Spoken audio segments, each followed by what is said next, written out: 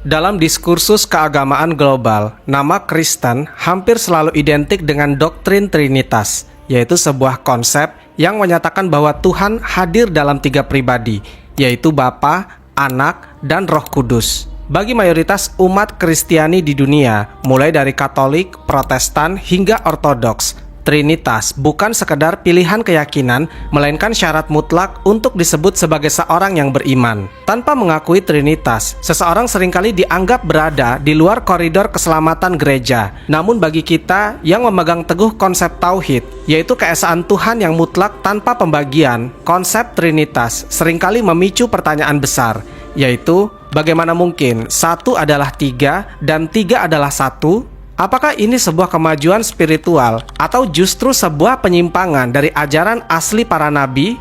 Yang menarik, perdebatan ini sebenarnya tidak hanya terjadi antara umat Islam dan Kristen. Di dalam internal kekristenan itu sendiri, sejarah mencatat adanya riak-riak perlawanan yang sangat keras terhadap dogma ini. Ada sekelompok orang yang membaca kitab yang sama, namun sampai pada kesimpulan yang berbeda, yaitu bahwa Tuhan itu satu secara pribadi, dan Yesus atau Nabi Isa alaihissalam bukanlah Tuhan yang setara dengan Sang Pencipta. Sebelum kita membedah siapa saja aliran-aliran dalam tanda kutip pembangkang ini, kita harus memahami terlebih dahulu monster teologis yang mereka lawan, yaitu apa itu sebenarnya Trinitas. Secara etimologi, kata Trinitas tidak ditemukan dalam teks asli Alkitab, baik Perjanjian Lama maupun Perjanjian Baru. Istilah ini pertama kali dimunculkan oleh Tertullian, seorang bapak gereja pada abad kedua, untuk menjelaskan hubungan antara Allah, Yesus, dan Roh Kudus. Gereja Arus Utama menjelaskan Trinitas melalui rumus, yaitu satu substansi atau ousia, 3 pribadi hipostasis. Yang pertama ada Bapa, diyakini sebagai sumber dari segala sesuatu, atau Tuhan yang tidak terlihat. Yang kedua ada Anak atau Yesus, diyakini sebagai firman yang menjadi manusia, setara dalam substansi dengan Bapa, namun berbeda dalam pribadi. Yang ketiga ada Roh Kudus, diyakini sebagai kehadiran aktif Tuhan di dunia yang juga memiliki status keilahian yang sama. Masalahnya muncul ketika akal sehat mencoba memproses ini. Jika Yesus adalah Tuhan dan Bapa adalah Tuhan, mengapa Yesus berdoa kepada Bapa? Jika Yesus adalah Tuhan yang Maha Tahu, mengapa dalam naskah Alkitab Matius, Ia tidak tahu kapan hari kiamat tiba, karena hanya Bapa yang tahu. Disinilah Trinitas berlindung di balik sebuah istilah yang sangat populer, yaitu misteri iman, sebuah label yang digunakan untuk menghentikan segala pertanyaan logika yang menemui jalan buntu. Dalam perspektif Islam, Tuhan memiliki sifat qiyamuhu binafsihi atau berdiri sendiri, dan mukhalafatul lil hawadisi atau berbeda dengan makhluk. Trinitas justru menabrak batasan-batasan ini secara fundamental. Mari kita tinjau dari sudut pandang logika dasar yang sering menjadi keberatan aliran-aliran non-trinitarian. Yang pertama yaitu kematian Tuhan. Jika Yesus adalah Tuhan sejati yang setara dengan Bapa dan Yesus mati di kayu salib, apakah itu berarti sebagian dari Tuhan mati? Jika Tuhan mati, siapa yang menjaga alam semesta selama 3 hari ia berada di dalam kubur? Yang kedua, keterbatasan pengetahuan. Bagaimana mungkin satu pribadi Tuhan Anak memiliki pengetahuan yang lebih sedikit daripada pribadi Tuhan yang lainnya, yaitu Tuhan Bapa? Jika mereka memiliki pengetahuan yang berbeda, maka mereka adalah 2 entitas yang berbeda, bukan satu. Dan yang terakhir, yang ketiga, hierarki otoritas. Alkitab mencatat Yesus berkata, Bapa lebih besar daripada aku. Dalam logika matematika maupun teologi, jika A lebih besar dari B, maka B tidak mungkin setara dengan A.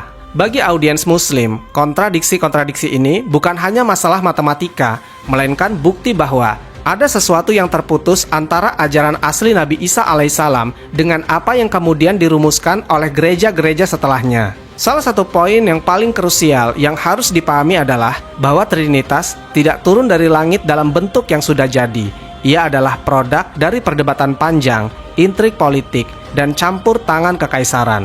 Pada abad keempat, Kekaisaran Romawi berada di ambang perpecahan karena perdebatan teologis mengenai sosok Yesus.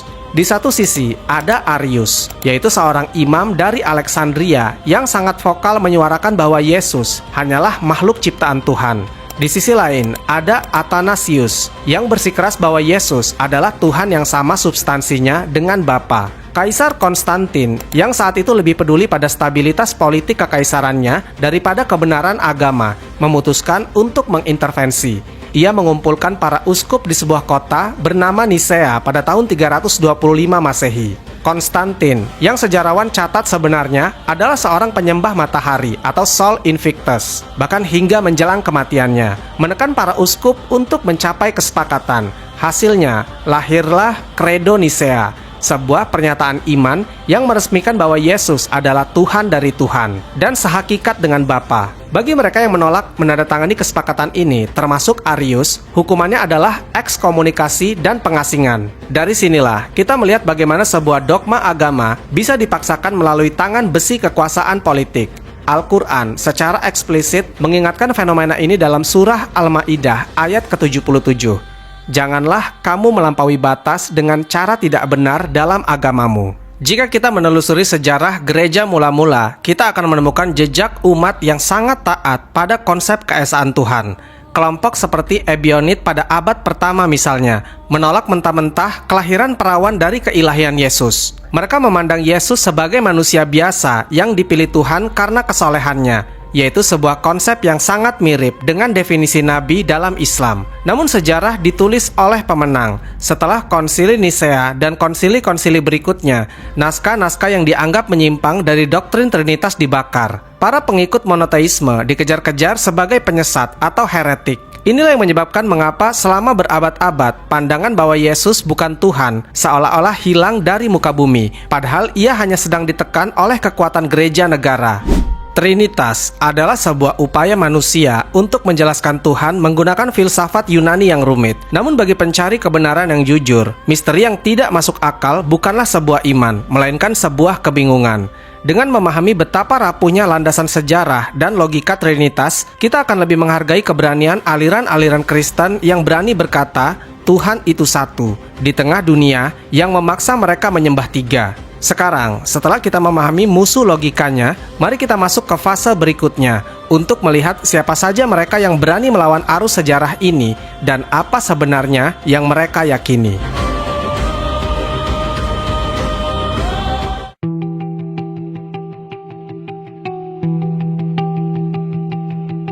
Jika kita berbicara tentang kelompok yang paling gigih dalam mengetuk pintu rumah orang di seluruh penjuru dunia, maka perhatian kita akan tertuju pada Jehovah's Witnesses. Kelompok ini bukan sekedar aliran kecil. Mereka adalah organisasi global yang sangat terstruktur dengan markas besar yang megah di Warwick, New York, Amerika Serikat. Hingga tahun 2026, diperkirakan ada sekitar 8,7 juta anggota aktif yang tersebar di lebih dari 240 negara, termasuk kehadiran mereka yang cukup signifikan namun seringkali di bawah radar di Indonesia. Bagi audiens Muslim, doktrin Jehovah's Witnesses akan terdengar sangat menarik sekaligus akrab dalam beberapa aspek logikanya. Inti dari seluruh keyakinan mereka adalah penggunaan terhadap satu nama tunggal, yaitu Yehuwa. Mereka percaya bahwa Yehuwa adalah satu-satunya Tuhan yang Maha Esa, Sang Pencipta alam semesta. Mereka menolak mentah-mentah doktrin Trinitas yang mereka anggap sebagai hasil adopsi filsafat pagan yang mencemari kesederhanaan ajaran Alkitab.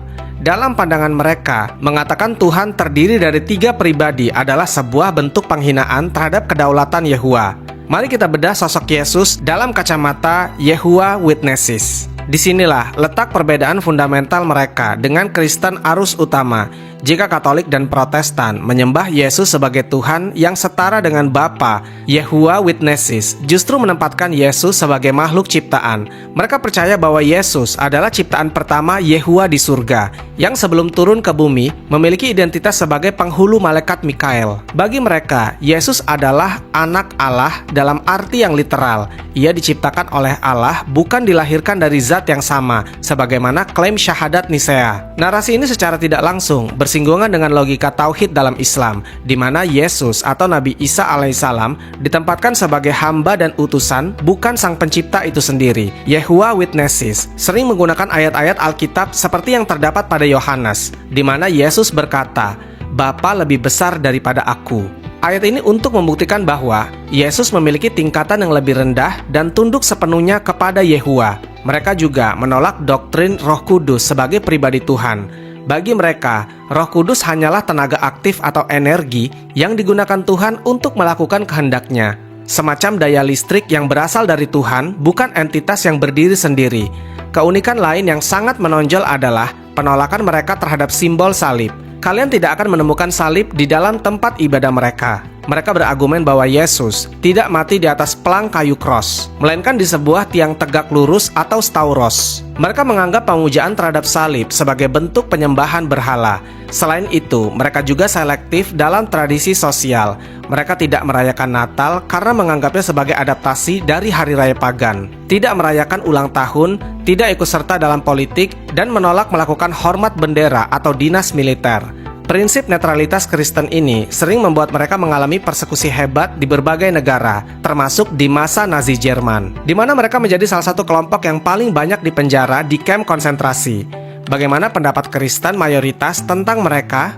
Di Indonesia, lembaga seperti PGI atau Persekutuan Gereja-Gereja di Indonesia dan KWI atau Konferensi Wali Gereja Indonesia secara tegas menyatakan bahwa Yehovah Witnesses berada di luar payung kekristenan arus utama. Mereka sering dilabeli sebagai sekte atau aliran sesat. Alasan utamanya adalah karena Yehovah Witnesses memiliki kitab suci versi mereka sendiri yang disebut sebagai terjemahan dunia baru atau New World Translation. Kristen arus utama menuduh Yehovah Witnesses mengubah banyak ayat dalam Alkitab untuk mendukung doktrin mereka yang menolak ketuhanan Yesus. Misalnya, pada salah satu ayat di Yohanes, jika Alkitab umum menulis firman itu adalah Allah, namun versi Yehovah Witnesses menulis firman itu adalah suatu Allah dengan huruf kecil menunjukkan status sebagai ilahi namun bukan Tuhan yang esa. Ketegangan ini membuat Yehovah Witnesses hidup dalam isolasi sosial dari komunitas Kristen lainnya. Mereka tidak bekerja sama dalam gerakan oikumenis dan cenderung hanya bergaul secara mendalam dengan sesama anggota mereka. Di Indonesia sendiri, Yehovah Witnesses sempat dilarang secara resmi oleh Jaksa Agung pada tahun 1976 melalui surat keputusan resmi. Sebelum akhirnya larangan tersebut dicabut pada tahun 2001 di era reformasi. Meskipun sekarang mereka memiliki legalitas, mereka tetap dipandang dengan penuh kecurigaan oleh mayoritas umat Kristiani karena teologi mereka yang secara agresif mencoba meruntuhkan doktrin Trinitas yang telah mapan selama 1700 tahun.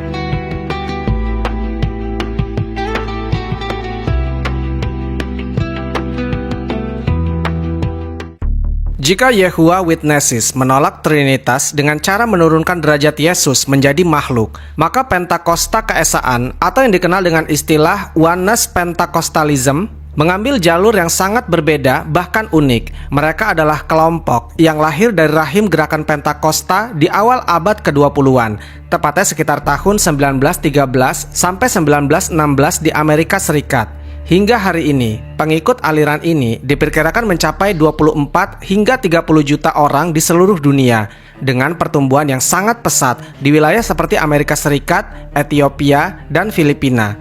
Paham ini sering disebut sebagai istilah Yesus only atau hanya Yesus. Mengapa? Karena bagi mereka, Tuhan itu mutlak satu secara pribadi. Mereka menolak konsep tiga pribadi sebagai bentuk politeisme halus yang membingungkan. Namun alih-alih menyatakan Yesus adalah makhluk, mereka justru mengatakan bahwa Yesus adalah Tuhan itu sendiri secara utuh. I believe in one God. But I don't just believe in one God, I believe in one body. Coba kita perhatikan logika modalisme yang mereka gunakan. Dalam pandangan Onesis, Tuhan yang Esa itu menyatakan dirinya dalam tiga mode atau peran yang berbeda. Ia adalah Bapa dalam kedudukannya sebagai pencipta. Ia adalah anak ketika ia menjelma menjadi manusia di bumi. Dan ia adalah Roh Kudus ketika ia bekerja di dalam hati umat beriman. Namun Bapa, Anak, dan Roh Kudus bukanlah tiga pribadi yang berbeda yang saling berbicara satu sama lain. Itu hanyalah tiga gelar untuk satu Tuhan yang sama, yang nama pribadinya di zaman baru ini adalah Yesus Kristus. Bagi audiens Muslim, ini adalah fenomena teologis yang menarik untuk dibedah.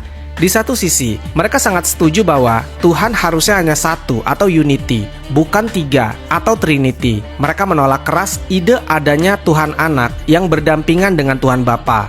Namun di sisi lain, mereka melakukan apa yang dalam Islam disebut sebagai bentuk pengultusan yang ekstrim karena menyamakan zat Sang Pencipta sepenuhnya dengan sosok manusia Yesus. Salah satu ciri paling khas dari kelompok Onesis ini adalah praktik baptisan. Jika gereja Kristen Arus Utama membaptis pengikutnya dengan berkata, dalam nama Bapa, Anak, dan Roh Kudus, yang sesuai dengan amanat di Injil Matius, kaum Onesis menolak formula itu.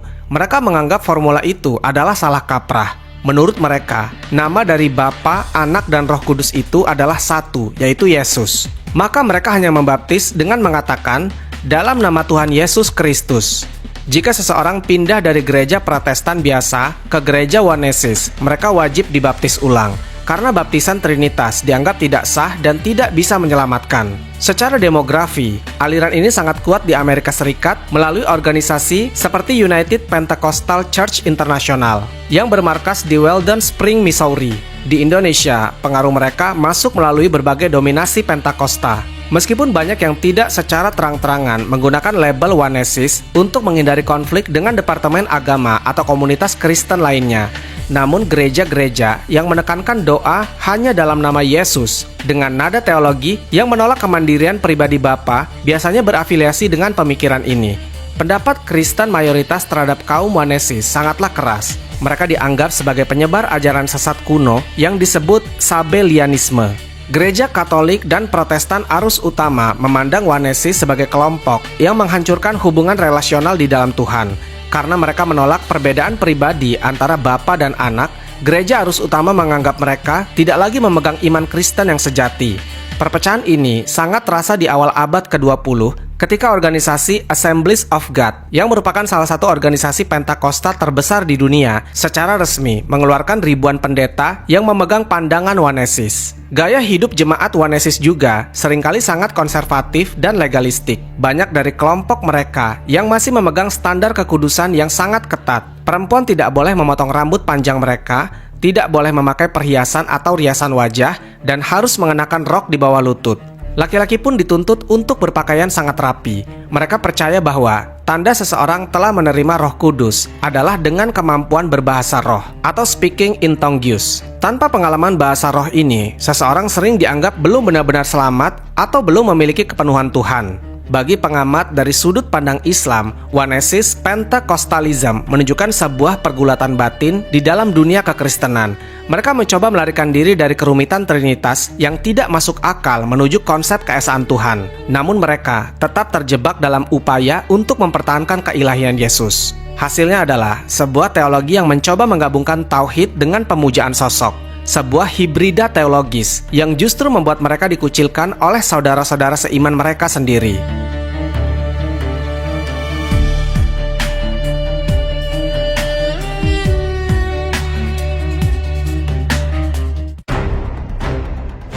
Jika kita mengalihkan pandangan ke pegunungan bersalju di Salt Lake City, Utah, Amerika Serikat, kita akan menemukan markas besar dari salah satu gerakan keagamaan yang paling berpengaruh sekaligus kontroversial di dunia, yaitu Mormonisme, atau secara resmi disebut Gereja Yesus Kristus dari orang-orang suci zaman akhir.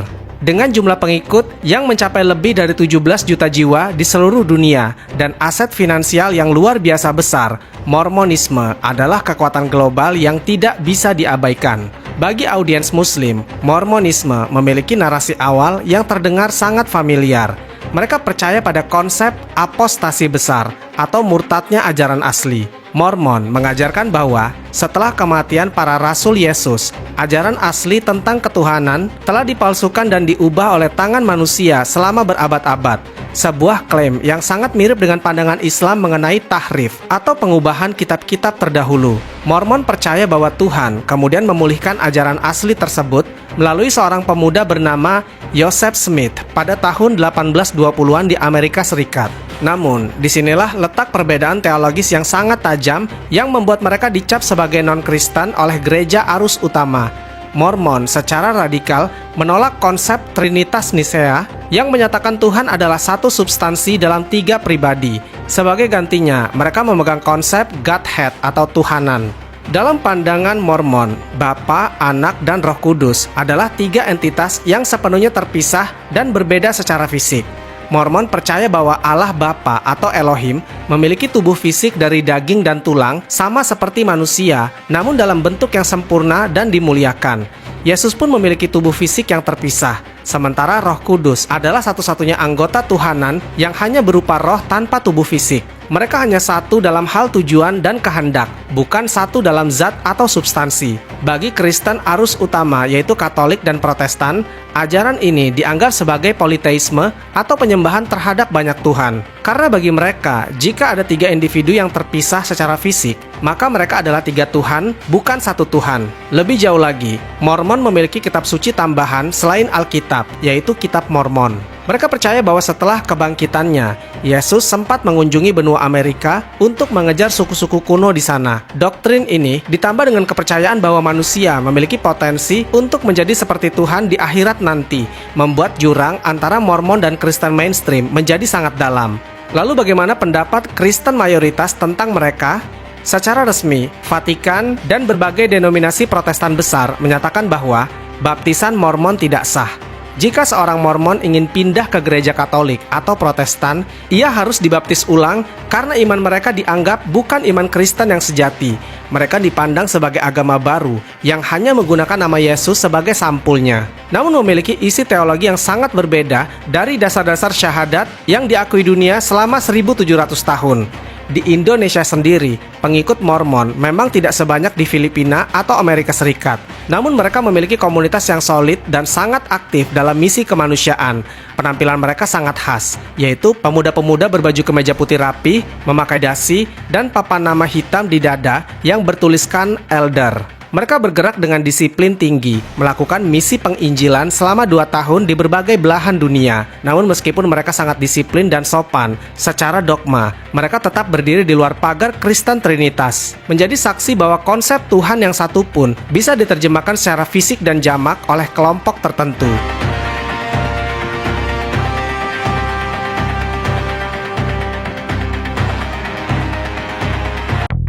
Bergeser ke wilayah Asia Tenggara, tepatnya di Quezon City, Filipina, berdiri sebuah gereja dengan arsitektur yang sangat ikonik, megah, dengan menara-menara runcing yang menjulang tinggi ke langit. Inilah markas besar Iglesia Ni Cristo, atau yang biasa disebut INC, atau Gereja Kristus. Didirikan oleh Felix Manalo pada tahun 1914, INC kini menjadi kekuatan agama dan politik yang masif. Dengan pengikut diperkirakan mencapai 3 hingga 5 juta orang yang tersebar di lebih dari 150 negara. Jika Mormonisme menawarkan konsep 3 Tuhan yang terpisah, maka Iglesia Ni Cristo menawarkan sesuatu yang jauh lebih dekat dengan konsep tauhid dalam Islam. Di tengah-tengah mayoritas Filipina yang beragama Katolik Roma yang sangat kental dengan Trinitas dan penyembahan patung, INC muncul dengan teriakan yang sangat berani, yaitu hanya Bapalah Tuhan yang Esa. Doktrin utama INC adalah Unitarianisme murni. Mereka menolak mentah-mentah keilahian Yesus. Bagi jemaat INC, Yesus Kristus adalah manusia seutuhnya, bukan Tuhan, dan bukan bagian dari Trinitas. Mereka percaya bahwa Yesus adalah utusan Allah yang paling tinggi, yang diberikan otoritas besar untuk menyelamatkan manusia. Namun, ia tetaplah seorang ciptaan, bukan sang pencipta. Mereka sering mengutip ayat Alkitab seperti Yohanes dan Timotius untuk memperkuat argumen bahwa hanya ada satu Tuhan, yaitu Allah Bapa, dan satu pengantara, yaitu manusia Kristus Yesus. Bagi audiens Muslim, teologi INC adalah yang paling mudah dipahami secara logika monoteisme. Mereka tidak memiliki misteri 1 sama dengan 3. Mereka sangat tegas dalam memisahkan derajat antara Sang Khalik atau Bapa dengan makhluk atau Yesus. Bahkan INC sangat kritis terhadap penggunaan patung, salib, dan gambar-gambar religius dalam ibadah, sesuatu yang mereka anggap sebagai bentuk penyembahan berhala yang dilarang keras dalam kitab suci. Namun ada poin unik yang membuat INC juga berbeda dari agama lain. Mereka percaya bahwa Felix Manalo, pendiri mereka, adalah malaikat kelima atau utusan terakhir Tuhan di akhir zaman yang disebutkan dalam kitab Wahyu. Mereka menganggap bahwa gereja-gereja lain, baik Katolik maupun Protestan, telah murtad sepenuhnya, dan hanya mereka satu-satunya jalan menuju keselamatan. Bagaimana pendapat Kristen mayoritas tentang mereka? Di Filipina dan secara global, INC sering dilabeli sebagai sekte eksklusif. Mereka dikenal sangat tertutup, sangat disiplin, dan memiliki sistem block voting, di mana seluruh jemaat akan memilih kandidat politik yang sama sesuai instruksi pemimpin gereja. Hal ini membuat INC menjadi kekuatan politik yang sangat ditakuti dan disegani di Filipina. Gereja-gereja Trinitarian arus utama melihat INC sebagai ancaman serius karena kesederhanaan logika monoteisme mereka yang sangat efektif dalam menarik pengikut dari kalangan Katolik yang bingung dengan konsep Trinitas. Dewan gereja-gereja di Filipina dan badan oikomenis lainnya tidak mengakui INC sebagai bagian dari keluarga besar Kristen. Mereka dianggap sebagai gerakan restorasi yang justru keluar dari jalur iman yang benar karena menyangkal status Yesus sebagai Tuhan. Di Indonesia, keberadaan INC mungkin belum sepopuler di Filipina. Namun di kota-kota besar, mereka mulai membangun komunitas-komunitas kecil yang sangat disiplin. Ibadah mereka dilakukan dengan pemisahan antara laki-laki dan perempuan yang sangat mirip dengan pengaturan di masjid. Dan jemaatnya diwajibkan memberikan persepuluh atau tithe secara rutin dan tercatat. Bagi kita pengamat muslim, Iglesia Ni Cristo memberikan sebuah pemandangan yang menarik. Di tengah kepungan dogma Trinitas yang begitu dominan di dunia barat dan Filipina, ternyata ada sebuah kekuatan besar di Asia yang secara vokal justru menyuarakan kembali keesaan Tuhan secara absolut. Mereka menunjukkan bahwa perdebatan mengenai siapa Yesus bukanlah perdebatan yang sudah selesai, melainkan konflik yang terus membara di setiap jemaat yang mulai mempertanyakan nalar di balik iman mereka. Pada akhirnya, sejarah telah membuktikan bahwa kebenaran tentang keesaan Tuhan bukan sebuah garis yang bisa dihapus oleh tinta kekuasaan maupun keputusan politik kaisar, karena ia tertanam jauh di dalam relung fitrah setiap manusia. Perjalanan kita menelusuri jejak perlawanan dari era Arius hingga gerakan modern seperti Yehovah Witness dan Iglesia Ni Cristo hanyalah bukti nyata bahwa di tengah gemuruh dogma yang rumit, jiwa manusia akan selalu bergetar mencari kebenaran yang tunggal, jernih, dan tidak terbagi. Kita melihat sosok Nabi Isa alaihissalam tetap berdiri tegak dalam kesahajaannya sebagai utusan yang mulia, bukan sebagai beban misteri teologis yang membelenggu nalar, melainkan sebagai saksi bahwa pengabdian tertinggi hanyalah milik Sang Halik yang Maha Esa. Biarlah bias sejarah ini menjadi pengingat bagi kita semua bahwa sekuat apapun badai kebingungan mencoba menyelimuti dunia, cahaya tauhid akan selalu menemukan jalan untuk menyelinap melalui celah-celah hati yang jujur. Karena sejauh apapun manusia mengembara dalam mencari makna, hanya kepada Yang Maha Tunggal lah segala kerinduan jiwa akan menemukan muara kedamaiannya yang sebenarnya. Wallahu a'lam bishawab. Semoga kisah ini bermanfaat. Lebih dan kurangnya mohon dimaafkan. Yang benar datangnya dari Allah Subhanahu wa Ta'ala. Khilaf atau keliru itu datangnya dari saya pribadi sebagai manusia biasa. Sampai ketemu di kisah-kisah seru yang penuh makna selanjutnya. Saya akhiri. Wassalamualaikum warahmatullahi wabarakatuh.